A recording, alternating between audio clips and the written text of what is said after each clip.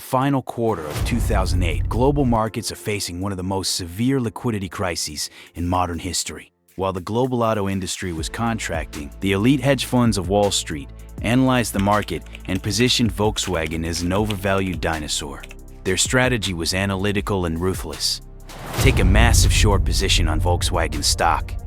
In simple terms, they planned to borrow shares they didn't own, sell them, and buy them back cheaper when the price inevitably collapsed. Short selling is a standard mechanic in declining markets, but this mechanic has a fundamental mathematical law. If the price drops, your profit is limited. But if the price rises, your potential loss is infinite. So, what happens if, on the other side of the table, there is an entity not just buying shares, but quietly locking up the entire supply of the market? In Chapter 2, we dissect how this invisible financial architecture was built.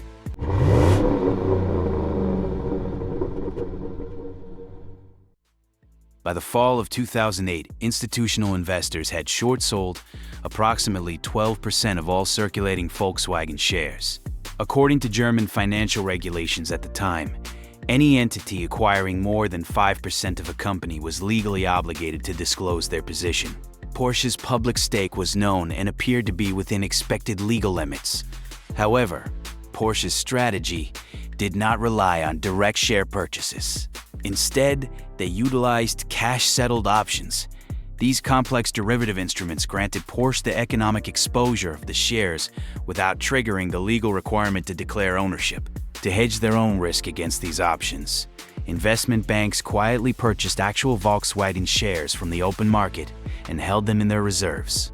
Millions of shares were systematically absorbed from the public float, operating entirely within the boundaries of the law. The regulatory bodies observed the market activity, but as the technical parameters of the law were not breached, no formal intervention occurred. Without any public alarms, a massive mathematical bottleneck was forming in plain sight.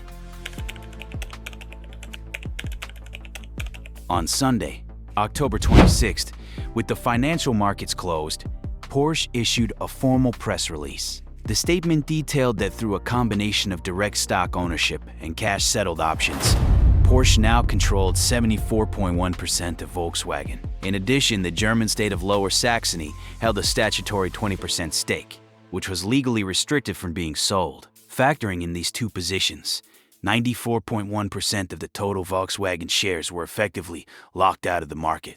The mathematical reality was now transparent.